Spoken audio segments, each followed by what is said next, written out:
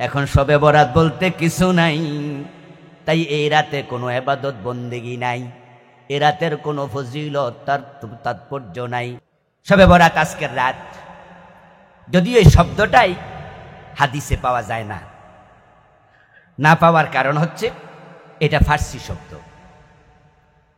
শবে বরাত সব মানে হচ্ছে রজনী, বরাত মানে ভাগ্য। বরাত যদি আরবি বারাত থেকে আসে তাহলে অর্থ হবে মুক্তি, তাহলে এটাকে বলা যায় মুক্তির রজনী বা ভাগ্যের রজনী। যেহেতু শব্দ ফার্সি, কোরআন হাদিসে থাকার কথা না। কোরআন কি ফার্সি ভাষায়? হাদিস কি ফার্সি ভাষায়? তো এই শব্দ থাকবে না। তো এখন বাংলাদেশে আসলো কোত্থেকে? বাংলাদেশে এসেছে কারণ আজ থেকে 200-300 বছর পিছনে গেলে ইতিহাসের বই খুললে আপনি পাবেন এই দেশের তখন রাষ্ট্রভাষা ফার্সি ছিল। 52 সনের আগেও তো বাংলাদেশের রাষ্ট্রভাষা কি বাংলা ছিল না উর্দু ছিল? এই বাংলা ভাষার জন্য আমাদের কিছু লোক শহীদ হয়েছে না? এই যে 21 তারিখ গেল, আমরা সেদিন তো বলি যে এই ভাষার জন্য একদল ভাই জীবন দিয়েছে, বরকত, জব্বার, রফিক, নাম কি ভুলে গেছেন? আমাদের ভাইয়েরা রক্ত দিয়েছে। তাহলে 52-র আগেও কিন্তু দেশের রাষ্ট্রভাষা ছিল উর্দু। এই আজ থেকে কত বছর হলো? 52 থেকে আজ পর্যন্ত 60-70 বছর হলো। আর 250 বছর আগে, 200 বছর আগের খোঁজ নেন, এদেশের রাষ্ট্রভাষা ছিল পার্সি। চিঠি আদান প্রদান হতো পার্সিতে। ইরাক হয়ে, ইরান হয়ে, তারপরে ভারত হয়ে ইসলাম বাংলাদেশে ঢুকেছে, যার কারণে পার্সি ভাষার প্রভাব বাংলাদেশে অনেক বেশি। এই রাতকে শবে বরাত আরবিতে বলে নাম, এটা ফার্সিতে বলে। আরবিতে এই রাতকে বলে লাইলাতুন নিসফু মিন শাবান। লাইলাতুন নিসফু মিন শাবান, শাবান মাসের মধ্য রজনী। এখন শবে বরাত বলতে কিছু নাই, তাই এই রাতে কোনো ইবাদত বন্দেগী নাই, এ রাতের কোনো ফজিলত তার তাৎপর্য নাই। কারণ শবে বরাত মানেই হচ্ছে পার্সি, তো কোরআন হাদিস আরবি, তাই শবে বরাত নাই, এ রাত বাদ দেও, এমন কঠিন কথা বলে এমন কিছু ভাইও বাংলাদেশে আছে। আমি তখন বলবো, দোস্ত, শবে বরাত শব্দটা নাই, কিন্তু লাইলাতুন নিসফি মিন শাবান এই শব্দটা হাদিসে আছে না নাই? আচ্ছা, কোরআনের মাঝে আল্লাহ তাআলা নামাজ শব্দটা কয়বার বলছে? কিন্তু সালাত শব্দটা আছে না নাই? আছে। যে রোজা শব্দটা কোরআনে কয়বার আছে? সাওম আছে না নাই? এখন আমার প্রশ্ন হলো, এই রোজা, নামাজ এই শব্দ আসলো কোত্থেকে? উত্তর হলো ওই যে পার্সি ভাষায় ছিল, আজ থেকে 200-250 বছর আগে ওই ভাষার প্রভাব আজ পর্যন্ত থেকে গেছে। আমার প্রিয় ভাইয়েরা, এখন যদি কেউ বলে নামাজ বলতে কিছু নাই, রোজা বলতে কিছু নাই, আমরা তখন তাকে বলবো, থামুন, আমরা নামাজ বলতে সালাতকেই বুঝি, রোজা বলতে সাওমকে বুঝি। শুধু শব্দের পার্থক্য, কিন্তু বিষয় তো ভিন্ন কিছু না। নামাজও আছে, রোজাও আছে, তবে শব্দের মাঝে একটু ভিন্নতা। ঠিক শবে বরাত বলতে কিচ্ছু নাই, এ কথা যারা বলছেন, আমরা বিনয়ের সাথে আপনাদেরও বলছি, থামুন, এই শব্দটা নাই। কিন্তু লাইলাতুন নিসফি মিন শাবান নামে এই মাসের মধ্য রজনীর ফজিলত আছে না নাই? ওটা তো হাদিসে আছে। বরং লাইলাতুন নিসফি মিন শাবান এ প্রসঙ্গে হাদিসের সংখ্যা তো 1 ডজনের বেশি। আর যদি আমরা জাল হাদিস ধরি তাহলে তো আরো বেশি। জাল হাদিসকে আমরা হাদিস বলতে রাজি নাই। জাল হাদিস হাদিস না, এগুলো রাসূলের নামে কিছু লোক মিথ্যা বানায়া দিছে, ওদের উপর আল্লাহর লানত, যারা ইসলামকে বিকৃত করতে চেয়েছে। যারা জাল হাদিস বানাইছে তারা ইসলামকে ক্ষতি করেছে, ঠিক কি না? রাসূলের নামে তারা কত বিকৃতি চালাইছে, কি দুঃসাহস! قال النبي صلى الله عليه وسلم من كذب علي متعمدا فليتبوأ مقعده من النار। প্রিয় নবীজি বড় সাবধান বাণী শুনিয়েছেন 1400 বছর আগে, যে ব্যক্তি আমি নবীর ব্যাপারে মিথ্যা কথা বানাইয়া বলে দেবে সে যেন তার নিজের জায়গা জাহান্নামের মাঝখানে বানিয়ে নেয়। অন্যের নামে মিথ্যা কথা বলা, রাসূলের নামে মিথ্যা কথা বলা এক জিনিস না। আমি আবুল কালাম আজাদের নামে 100 মিছা কথা চালাইয়া দেন, যে আজাদ হুজুর এটা কইছে, আজাদ হুজুর ওইটা কইছে। যারা জ্ঞানী গুণী আছে, আমার সে পণ্ডিত আছে, তারা শুনে বলবে আজাদ ভাই এটা কি কইল, এই কথার কোনো দাম আছে? আমার কথার কারণে এ দেশে ইসলামের খুব ক্ষতি হবে না, আমার কথা অনেকে ওয়ালের মাঝে ছুঁড়ে ফেলে দেবে, কিন্তু রাসূলের নাম দিয়ে যদি বলা হয় নবী মুহাম্মদুর রাসূলুল্লাহ সাল্লাল্লাহু আলাইহি সাল্লাম এটা বলেছে, তখন কিন্তু কিছু লোক এটা মানা শুরু করবে, ঠিক না? তারা যাচাই করার মতো এলেম সবার নাই, বলবে আমার রাসূল বলেছে। আল্লাহ তাআলা যেই রাতে কোরআন নাজিল করলেন সেই রাত বড় বরকতময় রাত, এবং সেই রাতেই মানুষের ভাগ্য নির্ধারণ করা হয়। তাহলে ভাগ্য নির্ধারণের রাত কোরআন নাজিলের রাত, এটা আলাদা 2 রাত না একই রাত? বললেন কে? আমি কোরআন নাজিল করেছি বরকতময় রাতে, ফিহা ইউফরাকু কুল্লু আমরিন হাকিম। ওই রাতের মাঝে গুরুত্বপূর্ণ সিদ্ধান্ত ফাইনাল হয়, চূড়ান্ত হয়। তাহলে কোরআন নাজিলের রাত তাকদির লিখার রাত, সিদ্ধান্ত হওয়ার রাত। এই কোরআন নাজিল হলো কোন রাতে? এবার আল্লাহ তাআলা আরো ব্যাখ্যা করছেন, এখানে বললেন বরকতময় রাতে।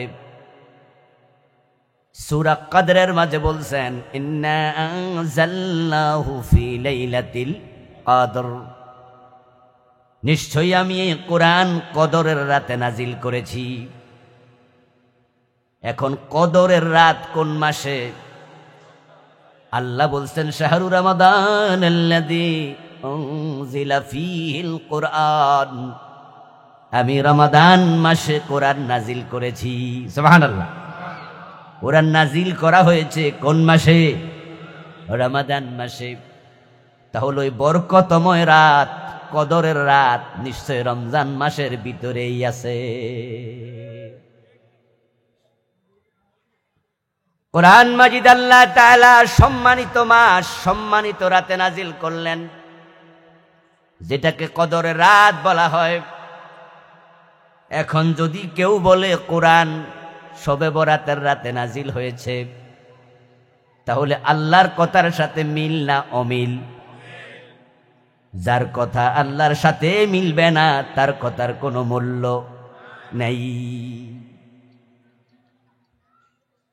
কেউ কেউ বলতে চান শবে বরাতের রাত বড় দামি রাত, এই রাতে কোরআন নাজিল হয়েছে। আমরা বলবো বাড়াবাড়ি ভালো নয়।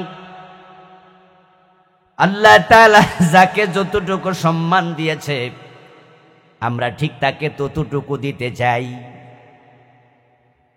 আল্লাহ যা বলেছেন তাতে সন্তুষ্ট থাকা, এটা তার বান্দাদের দায়িত্ব। এটাকে বলা হয় রিদা বিল কযা। আল্লাহর ফয়সালা, আল্লাহর কথা সেটা চূড়ান্ত। তিনি যা বলবেন আমাদের দায়িত্ব তা মাথা পেতে মেনে নেয়া। এখানে কমানো যাবে না, বাড়ানো যাবে না, ঠিক কি না? শবে বরাতের রাতের সম্মান আছে, তাই বলে এটা কি কদরের রাতের মতো সম্মানী? শাবান মাসেরও সম্মান আছে, তাই বলে এটা কি রমাদানের মতো সম্মানী? সোমবার দিবস, বৃহস্পতিবার দিবসেরও সম্মান আছে। ওই 2 দিন কি রাসূল রোজা রাখতেন না? সপ্তাহে রাসূল রোজা রাখতেন কয়দিন? সোমবার এবং বৃহস্পতিবার। এই 2 দিনের সম্মান আছে না নাই? তাই বলে কি 2 দিনের সম্মান জুমার দিনের চেয়ে বেশি? আপনি জোর কইরা, আমি জোর কইরা কাউকে অপমানও করব না, কাউকে সম্মানও দেব না। বরং আল্লাহ যাকে চান সম্মানিত করেন, আল্লাহ যাকে চান অপমানিত করেন। এটা আল্লাহর কোরআনে আছে না নাই? ওয়া তুইজ্জু মান তাশাউ ওয়া তুযিল্লু মান তাশাউ। সম্মান দেয়ার মালিক কে? আল্লাহ যাকে সম্মান দিয়েছে আমরাও তাকে সম্মান দেব, ঠিক না? আল্লাহ যাকে অপমানিত করেছে আমরাও তাকে অপমান করব, ঠিক না?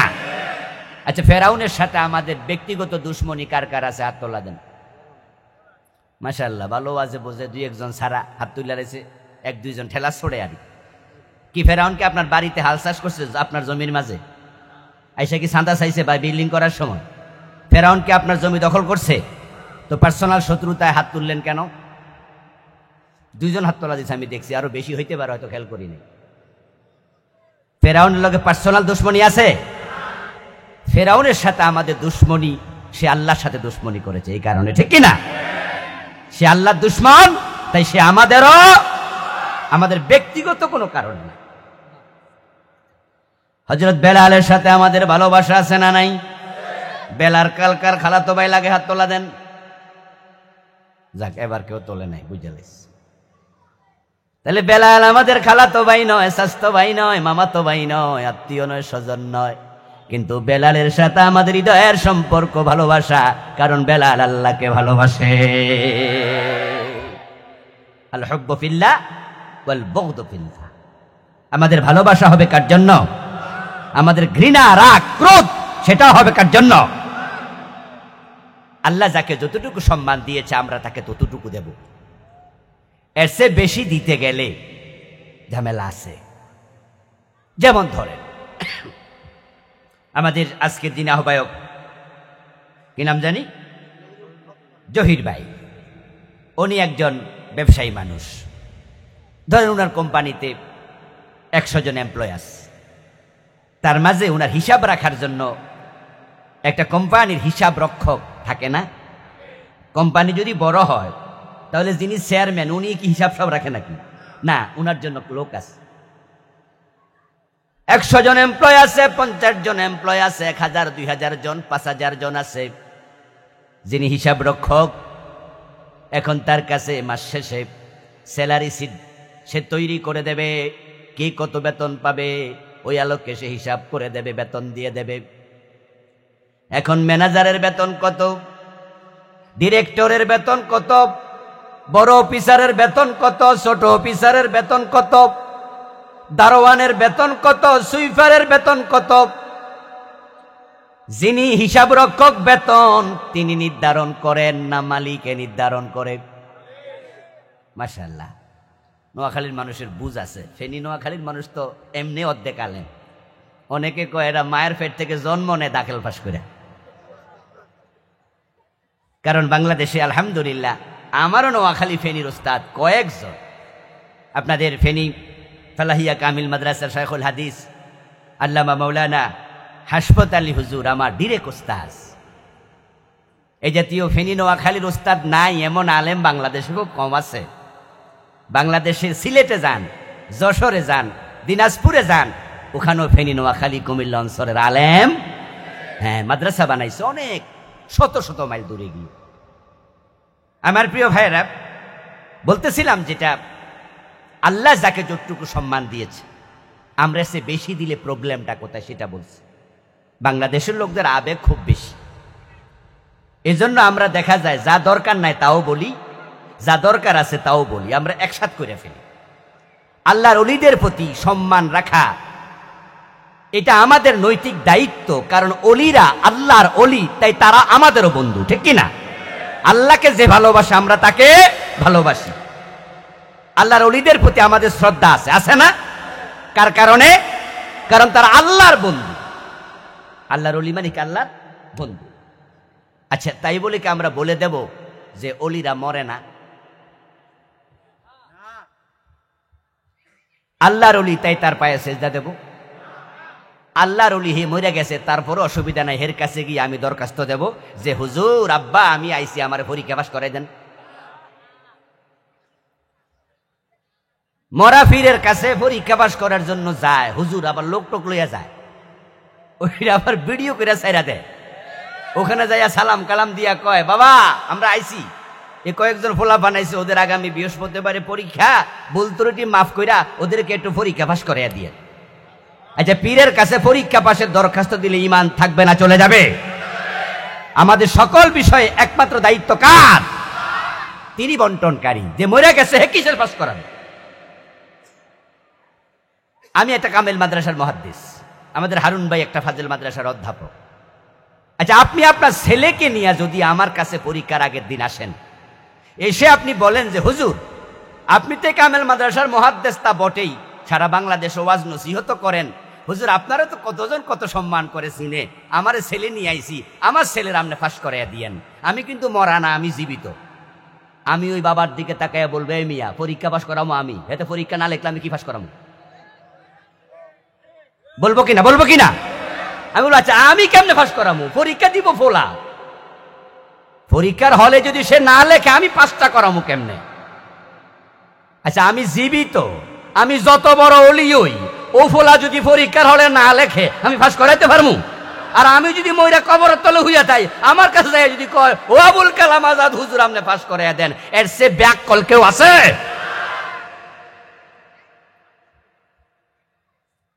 ওই যে বললাম আবেগ দিয়ে সব চলছে, বিবেক এবং দলিল হারায় গেছে। আমার দোস্ত অলির কাছে গিয়ে বলে আপনি সবকিছু করে দেন, এবং আমার দোস্ত বলে বেড়ায় যারা অলি তারা নাকি মরে না, তো না মরলে হেরে মারি দিলা কেন? কি জঘন্য কথা না? যে মরে না হেরে মারি দিলা কেন? তারপরে আবার প্রশ্ন দেখুন, আপনি যা আবেগে বললেন অলিরা মরে না, অথচ আল্লাহ তাআলা কোরআন মাজিদে বলছেন কুল্লু নাফসিন যায়কাতুল মাউত, যত প্রাণ আছে সব প্রাণকে মৃত্যুর স্বাদ আস্বাদন করতেই। অলির প্রাণ আছে না নাই? প্রাণ আছে যার, তাকে মরতেই হবে, ঠিক কিনা? এ কথা কে বলেছেন? লিকুল্লি কওমিন লিকুল্লি উম্মাতিন আজাল, ইযা জাআজালুহা লা ইযা জাআজালুহুম লা ইস্তাখিরুনা সাআতান ওয়া লা ইস্তাকদিমুন। সবার জন্য সময় নির্ধারণ করে দেয়া আছে, মৃত্যুর সময় যখন আসবে এক সেকেন্ড আগেও না, এক সেকেন্ড পরেও না। আইনামা তাকুনু ইউদরিকুমুল মাউত, সময় আসলে তোমাকে মরতেই হবে। তুমি যদি ওয়ালাউ কুনতুম ফি বুরুজিম মুশাইয়াদা, সীসা ডালা প্রাচীর বানায়া প্রাচীরের ভিতরে লুকায়া থাকো, মৃত্যুর সময় আসলে মৃত্যু তোমাকে পাকড়াও করবেই। সবাই যদি মরতে হয় আল্লাহর ওলি মরবে না? কি আজীব কথাবার্তা। এবার কোরআন থেকে দেখুন আল্লাহ তাআলা প্রিয় নবী মুহাম্মদকে কি বলছেন, ইন্নাকা মাইয়িতুন ওয়া ইন্নাহুম মাইয়িতুন। ও আমার প্রিয় নবী, নিশ্চয়ই আপনিও মৃত্যুবরণ করবেন, এবং যারা আপনার ডানে বামে আছে সব মানুষ মরতেই হবে, মরার হাত থেকে কেউ রেহাই পাবে না। আচ্ছা, আল্লাহর হাবিবের মৃত্যুর সময় আজরাইল আসছে, আজরাইল বসছে, আজরাইল কথা বলছে, আজরাইল মরার মৃত্যু দেওয়ার অনুমতি চাইছে। এ জাতীয় ওয়াজ কি আপনারা শোনেন নাই? যে আল্লাহ যদি রাসূল রে কয় আমনে মরা লাগবো, আর হুজুরে কয় অলিরা মরে না, তো রাসূল বড় না অলি বড়? তো রাসূল মইরা যায়, অলিরা নাকি বাচ্চা রয়েছে। এই কথাগুলো কেন বলা হয়? অতি আবেগ। শবে বেরাতের দাম আছে, ফজিলত আছে, কিন্তু এটা সবে কদরের মতো নয়। যার ফজিলত আল্লাহ যতটুকু দিছে তুমি ততটুকু দাও, না হয় ঝামেলা আছে। ওই যে বলছিলাম আমাদের আহ্বায়ক সাহেবের অধীনে এমপ্লয় আছে 30 জন, 50 জন, 200 জন, 500 জন। এখন কার বেতন কত হবে তিনি মালিক প্রতিষ্ঠানের, তাই তিনি নির্ধারণ করে দেন। এখন হিসাব রক্ষক যখন, অ্যাকাউন্টেন্ট যখন বেতন দেয়, ও বেটা যদি বেশি বেতন, বেশি যে পাইব 30,000 তারে দিছে 50,000, আবার যে পাবে 50,000 তারে দিছে 40,000। উনার কাছে বিচার গেলে অ্যাকাউন্টেন্টের বিচার হওয়ার সম্ভাবনা আছে না নাই? মালিক বলবে অ্যাকাউন্ট অফিসার, অ্যাকাউন্টেন্টের দিকে আসেন, আপনার কাছে আমি স্যালারি সিট দেই নাই? উনি বলবে জি স্যার দিছেন। তো সেখানে অমুক অফিসারের নামের পাশে বেতন লেখা ছিল কত হাজার? স্যার 50,000। 40,000 দিলেন কেন? 10,000 কেন দিলেন না? আচ্ছা ঠিক আছে, বুঝলাম। অমুক অফিসারের নামের পাশে বেতন কত লেখা ছিল? স্যার 30,000।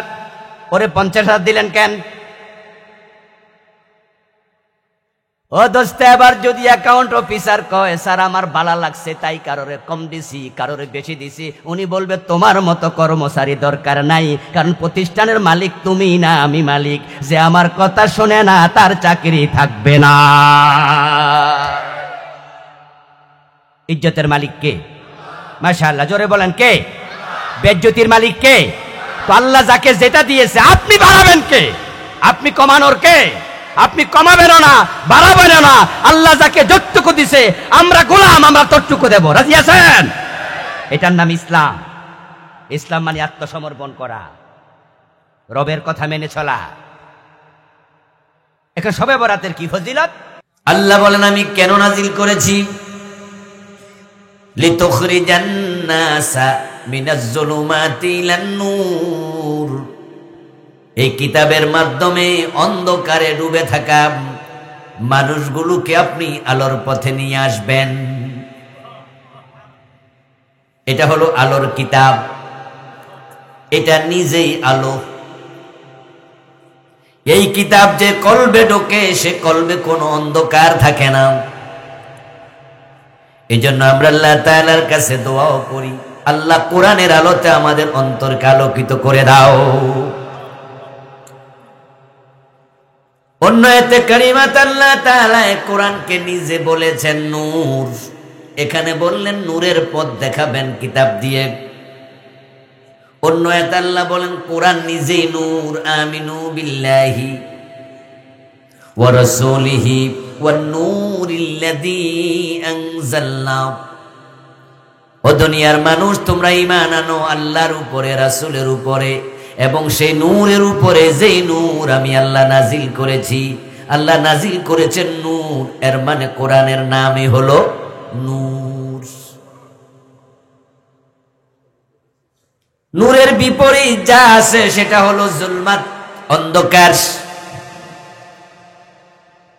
এই কোরআনকে আল্লাহ নূর বানায়া নাজিল করলেন এমন এক যুগে, যেই যুগের নামে ছিল আইয়ামে জাহেলিয়া, অন্ধকার যুগ।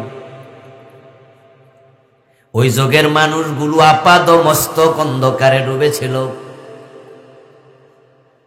ওই যুগের মানুষগুলো এতটাই অপরাধ প্রবণ ছিল, তাদের ভিতরে মনুষ্যত্বের ম ছিল না। আমাদের দেশের সবচেয়ে খারাপ মানুষটাকে যদি আমরা ওই যুগে ধরতাম, সে হতো ভালো মানুষ। ওই যুগের মানুষগুলো নিচে নামতে নামতে এতটাই নিচে নেমেছিল, যার নিচে কোনো নামার জায়গা বাকি নাই। ছেলে মেয়ে মা বাবা একসাথে বসে মদ পান করত। বাবা নিজের সদ্য প্রসূত ফুটফুটে কন্যা সন্তানটাকে নিজ হাতে মাটির নিচে কবর দিয়ে দিত জীবিত। একটা মুরগির বাচ্চা যদি বাতের মাড়ে পড়ে যায় অথবা পানির মাঝে পড়ে যায় আর সেটা ঢুকতে থাকে, কষ্ট পায়। আমাদের দেশের কোনো ডাকাত যদি দেখে, সেও মুরগির বাচ্চাটাকে বাঁচাইতে দৌড় মারবে। কিন্তু আরব দেশের মানুষগুলো এতটা নির্মম নির্দয় ছিল, নিজের মেয়েটাকে জীবিত মাটির নিচে কবর দিত। অন্তরে সামান্য দয়া মায়া ছিল না। কোন যুবতী যদি ঘর থেকে বের হয়ে এখান থেকে চান্দিনায় যেত অথবা নিমসার যেত, তাহলে রাস্তার মাঝে একাধিকবার ধর্ষিতা হতো।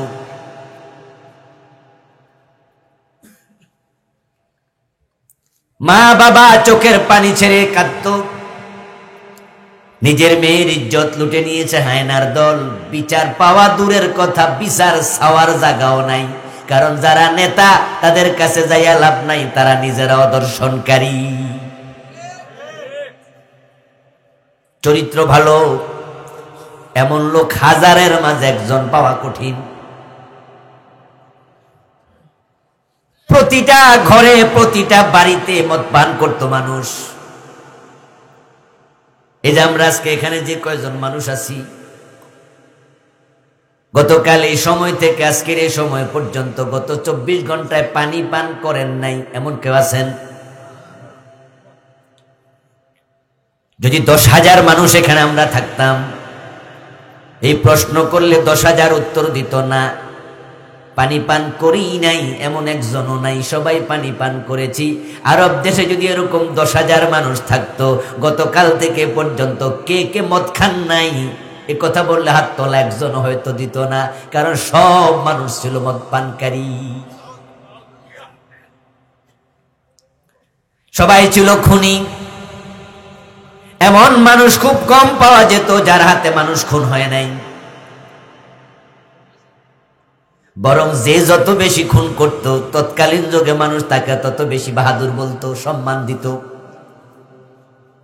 কেউ মারা গেলে তার তলোয়ারটা ঘরের সামনে কোনো খুঁটিতে দাঁড় করাইয়া অথবা গাছের মাঝে ঝুলাইয়া তার নামে কবিতা লিখে দিত। তার হাতে মোট কতজন খুন হয়েছে তাকে নিয়ে মানুষ গর্ব করত।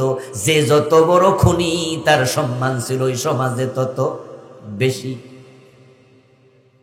মদ পান, খুন, দর্শন, মেয়ে জীবিত কবর দেয়া,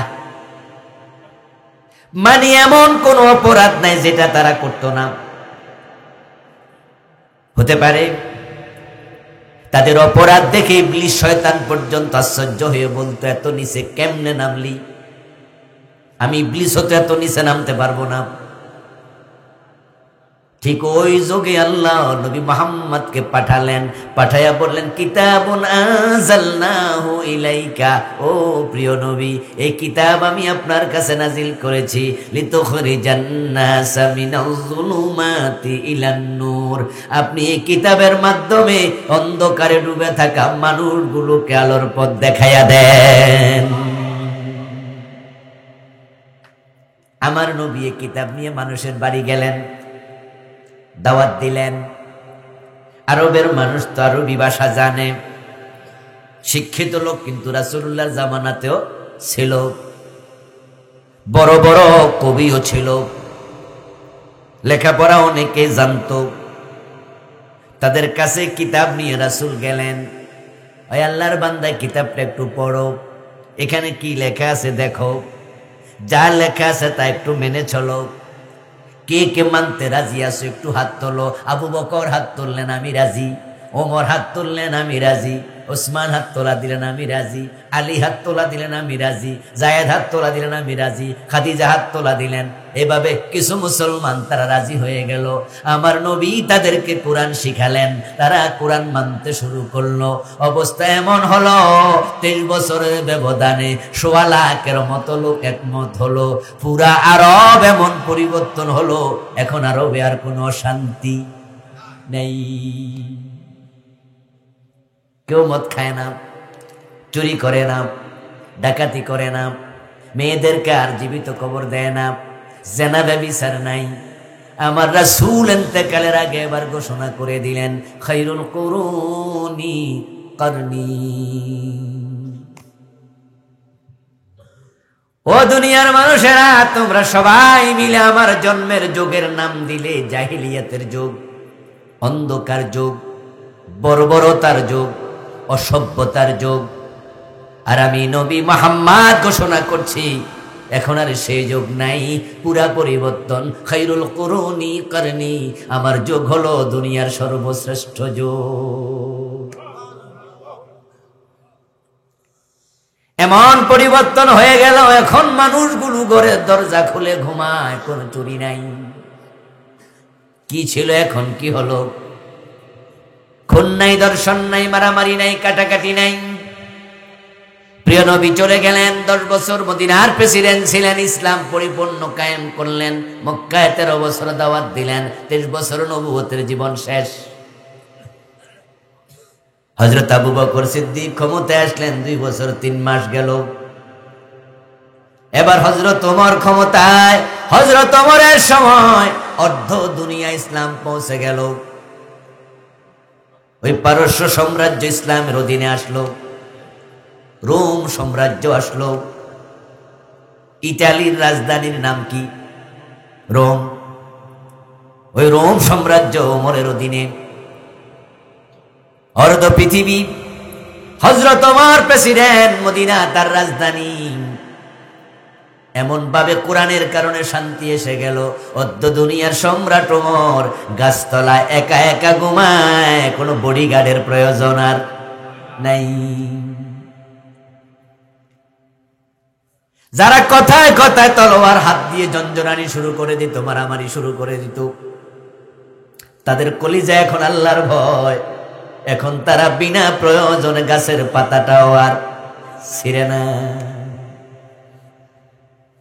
এখন তারা বুঝেছে গাছের পাতাও আল্লাহর জিকির করে, ঠিক না? তো বিনা প্রয়োজনে আমি কেন এটা ছিঁড়ব?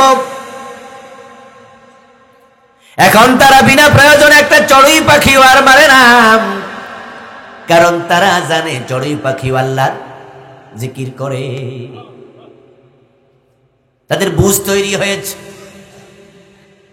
আল্লাহর হাবিব তাদেরকে শিখিয়েছেন, উকতুলুল মুযি ক্বাবলাল আযাব। যে সমস্ত ক্ষতিকর প্রাণী আছে তোমাদের ক্ষতি করবে, শুধু ওই প্রাণীগুলোকে ক্ষতি করার আগে মেরে ফেলো। সাপকে মেরে ফেলো, সাপও আল্লাহর জিকির করে, কিন্তু তাকে এই জন্যই মারবা কারণ সে তোমাকে সবল মারার সম্ভাবনা। পাগলা কুকুরকে মেরে ফেলো, কারণ পাগলা কুকুর তোমাকে কামড় দেওয়ার সম্ভাবনা।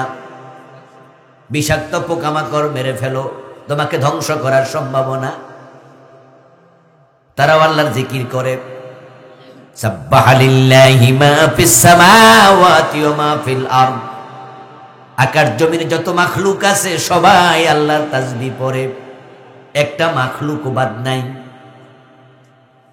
ওয়া ইম মিন শাইইন ইল্লা ইউসাব্বিহু বিহামদিহি ওয়ালাকিন লা তাফকাহুনা তাসবিহাহুম। আকাশ এবং জমিনে একটা মাখলুকও নাই যে আল্লাহর তাসবিহ পড়ে না, কিন্তু তাদের তাসবিহ বুঝার ক্ষমতা তোমাদের নাই। মাথার টুপি হেও তাসবিহ পড়ে, পায়ের জুতা সেও তাসবিহ পড়ে, পকেটের মানি ব্যাগ সেও তাসবিহ পড়ে, আপনার বসে থাকা চেয়ার, নিচে বসে থাকা বিছানা সব তাসবিহ পড়ে, কিন্তু সবার ভাষা বুঝার ক্ষমতা আমাদের। ওই ক্ষতিকর প্রাণীগুলোকে হত্যা করো যেগুলো তোমার ক্ষতি করবে, এই ছাড়া অন্য প্রাণী প্রয়োজন ছাড়া হত্যা করো না। রাসূল বলেছেন, যদি প্রয়োজন ছাড়া কোনো চড়ুই পাখিকেও হত্যা করে, হাসরের ময়দানে ওই পাখিটাও আল্লাহর কাছে তার বিরুদ্ধে মামলা দিয়ে বলবে, আল্লাহ তুমি আমারে জান দিছো, জীবন দিছো, এই বেটা আমারে বিনা প্রয়োজনে হত্যা করেছে, আমি তার বিচার চাই। আমার রাসূলের হাদিস শোনার পরে এখন মানুষগুলো এত ভালো হলো, তারা বিনা প্রয়োজনে এখন গাছের পাতাও আর ছিঁড়ে না।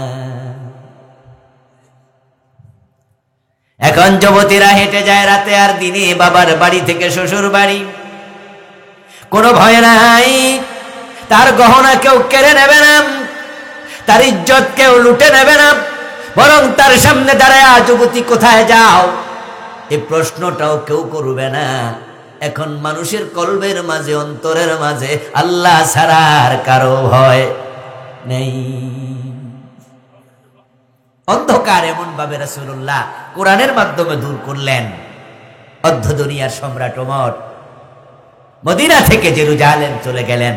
1000 কিলোমিটারের বেশি পথ যাওয়ার সময় প্রেসিডেন্ট ওমর যাচ্ছে, সাথে কোনো এসএসএফ নাই, বডিগার্ড নাই, পুলিশের কোনো গোয়েন্দা বিভাগ নাই, সেনাবাহিনীর লোক নাই, কিচ্ছু নাই, শুধু ওটের রশি টানার জন্য একজন চাকর। কোনো টেনশন নাই মানুষের। কোরআন এমন এক কিতাব যে নিজেই আলো, এর কাছে যারা যায় তাদের কপাল খুলে যায়। ওই কোরআন অর্ধ দুনিয়াতে শান্তি এনেছিল, সমৃদ্ধি এনেছিল। মানুষ যখন কোরআন মানতে শুরু করেছে তখন শুধু দুনিয়া আল্লাহ শান্তি দেন নাই, বরং মানুষের রিজিকের দরজাও আল্লাহ খুলে দিছে। এমন রিজিক মানুষের হাতে আল্লাহ দিল, ওমরের সময় যাকাত বিভাগের কর্মচারী কাদের মাঝে যাকাতের টাকা লইয়া ঘুরে যাকাত খাওয়ার মতো লোক আর নেই। কি আশ্চর্য এক বিষয়! অথচ আমরা হাদিসে শুনেছি, আপনারাও পড়েছেন শুনেছেন যে রাসূলুল্লাহ সাল্লাল্লাহু আলাইহি সাল্লাম নিজে ক্ষুধার তাড়নায় পেটের মাঝে পাথর বেঁধেছে।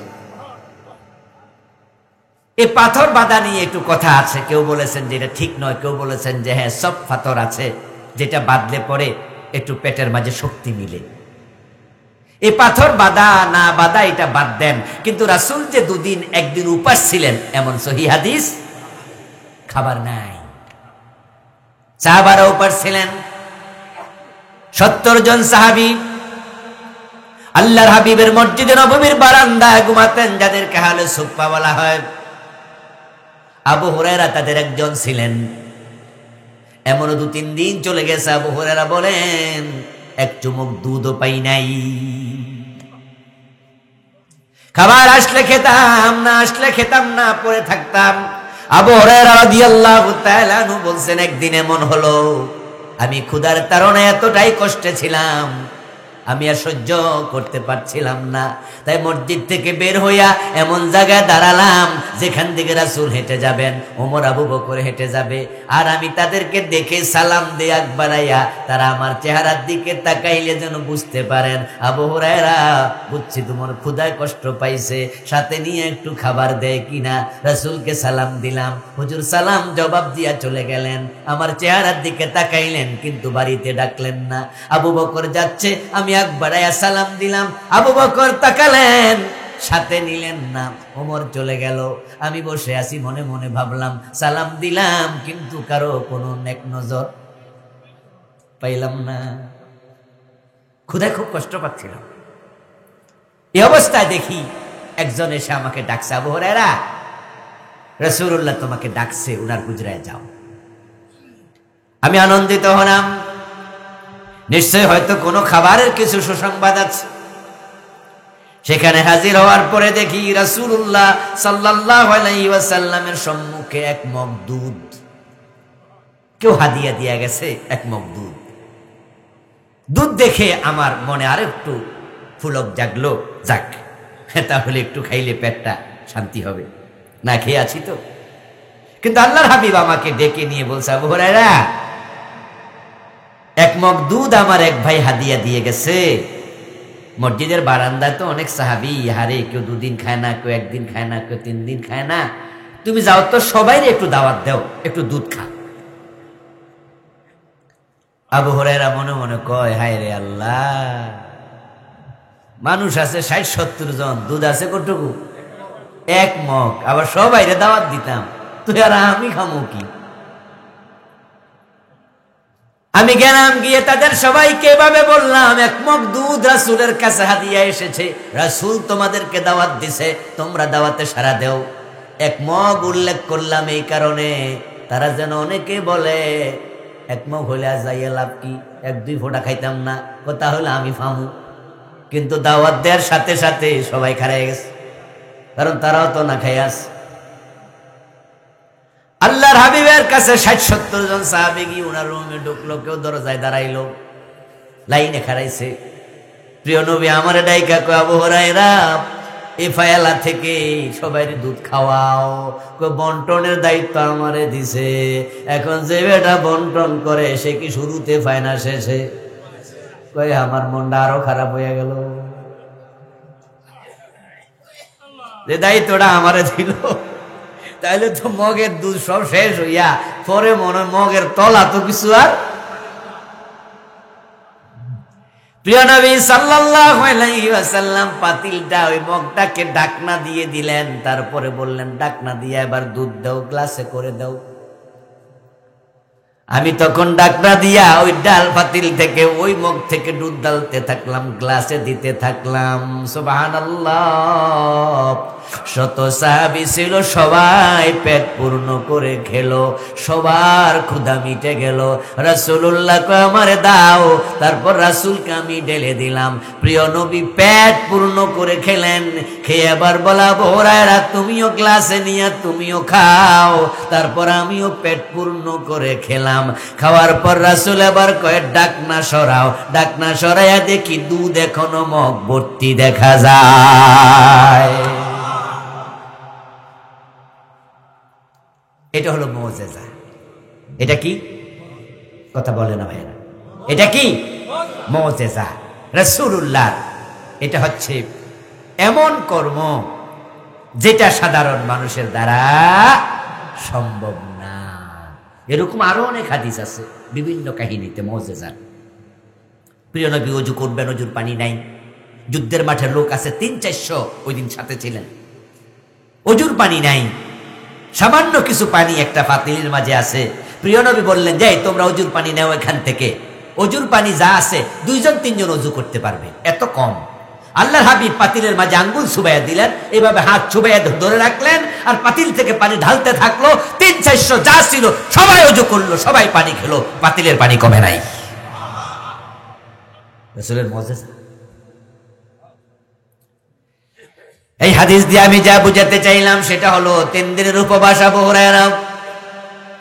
এই হলো ইসলামের প্রাথমিক যুগ, ইসলামের আল্লাহর হাবিবের সময়ের কথা। কিন্তু যখন ইসলাম কায়েম হয়ে গেল, মানুষ কোরআন মানতে শুরু করলো, আল্লাহ তাআলা রিজিক কেমন ভাবে বাড়াইয়া দিলেন। এখন উপবাস থাকা দূরের কথা, যাকাত খাওয়ার মতো লোক আর নেই। কোরআনে আল্লাহ বলছেন, লাউ আন্না আহলুল কুরা আহলাল কুরা আমানু ওয়াত্তাকাউ লাফাতাহনা আলাইহিম বারাকাতিম মিনাস সামাই ওয়াল আরদ। সুবহানাল্লাহ পড়েন। আল্লাহ তাআলা বলছেন, লাউ আন্না আহলাল কুরা আমানু ওয়াত্তাকাউ, এই মানুষগুলো, জনপদের লোকগুলো, তারা যদি ঈমান আনতো আমি আল্লাহর উপর, তারপর তারা মুত্তাকি হয়ে যেত, কোরআনের আলোকে জীবন সাজাতো, লাফাতাহনা, আমি অবশ্যই খুলে দিতাম আকাশ এবং জমিনে রিজিকের যত দরজা আছে সবগুলো তাদের জন্য। তারা যদি আমি আল্লাহকে ভয় করে চলে, তাদের রিজিকের কোনো অভাব হবে না, আমি বরকতের দরজা খুলে দিতাম। আমার প্রিয় ভাইয়েরা, আল্লাহর মাখলুকের মাঝে সবচেয়ে সেরা মাখলুক হলো মানুষ, আর মানুষদের মাঝে সবচেয়ে সেরা হলো মুমিন, ঠিক না? আচ্ছা, বিয়া বাড়িতে যদি ১০০০ লোক দাওয়াত দেয়,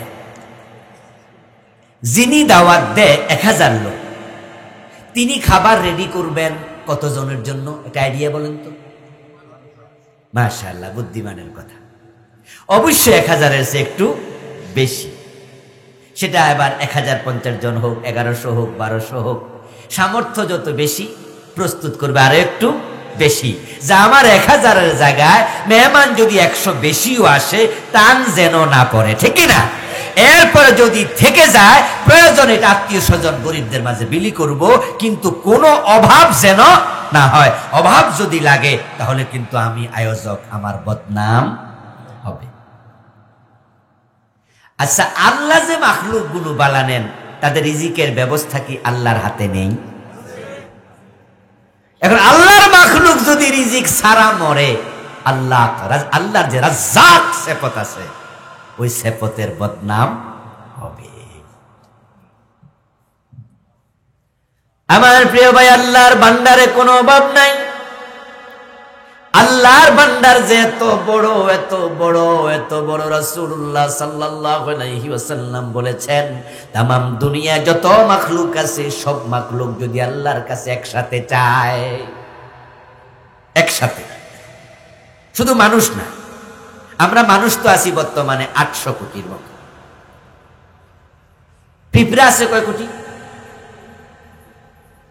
গোনা যাবে? মাছি আছে, মশা আছে কত কোটি? তাম পৃথিবীতে মাছ আছে, জিন আছে, ফেরেশতা আছে, কত মাখলুক আমরা জানি না তার সংখ্যা। প্রিয় নবী বলেন যত মাখলুক আছে সব মাখলুক যদি আল্লাহর কাছে একসাথে চায়, আর আল্লাহ যদি তাদের সবার চাওয়া একসাথে পূর্ণ করতে থাকেন, তাদের সবার চাওয়া পূর্ণ করার পরে আল্লাহর ভান্ডার থেকে অতটুকু কমবে। তামাম দুনিয়ার সাগর থেকে, সাগরের পানি থেকে যদি তোমরা এক ফোঁটা পানি নাও, সেখান থেকে এক ফোঁটা পানি নিলে একটু সামান্য পানি যতটুকু কমবে, এক ফোঁটা পানি, এক বালতি পানি, এক জগ পানি, এক মগ পানি নিলে সাগর থেকে কমবে না। আল্লাহ সবার চাহিদা পূর্ণ করলে আল্লাহর ভান্ডার থেকে এতটুকুও কমবে না। আল্লাহর ভান্ডার যত বড়, তো সে আল্লাহর মাখলুক, আবার সেরা মাখলুক মানুষ, তারা না খাইয়া মরবে, এটা কেমনে হয়? এজন্য মানুষ যদি আল্লাহকে ভয় করে রিজিকের ব্যবস্থা করবেন কে? এমন দেয়া দিবেন নিয়ে তুলাইতে পারবেন না। কিন্তু এখন এই মুসলমানরা দুনিয়ার বিভিন্ন জায়গায় মানুষেরা না খাইয়া মরে। আফ্রিকার এমন কিছু দেশ আছে যেখানের মানুষগুলো ছবি মাঝে মাঝে দেখবেন ফেসবুকে আসে, পত্রপত্রিকা আসে, কালো চামড়ার কিছু মানুষ আছে, ছোট ছোট বাচ্চা, বাচ্চাদের এখানে পেটের হাড্ডিগুলা একবারে দেখা যায়। পৃথিবীর অনেক দেশ আছে না খেয়ে মানুষ কষ্ট পাচ্ছে। এখন প্রশ্ন হলো কেন? উত্তর হলো মানুষ আল্লাহর উপর তাওয়াক্কুল ভুলে গেছে। قال النبي صلى الله عليه وسلم لو توكلتم على الله حق توكله لرزقتم كما ترزق الطير تغدو خماسا وتروح بطانا। প্রিয় নবীজি বলছেন, তোমরা যদি আল্লাহর উপর পরিপূর্ণ ভরসা করতে পারো, আস্থা রাখতে পারো, আল্লাহ যা বলছে তা মানতে শুরু করো, চাওয়া লাগবে না। যে ব্যক্তি কোরআন পড়ে, হাদিস পড়ে, নামাজ পড়ে, জিকির করে, দোয়া করার সময় পায় না, একটা হাদিসে পাওয়া যায় যে আল্লাহর ইবাদতে ব্যস্ত, কোরআন তেলাওয়াতে ব্যস্ত, আমলে ব্যস্ত। যদি সে নাও চায়, যারা চায় তাদেরকে আল্লাহ যত দেন তাকে আরো বেশি দিয়া দেয়। কোরআন যদি তোমাকে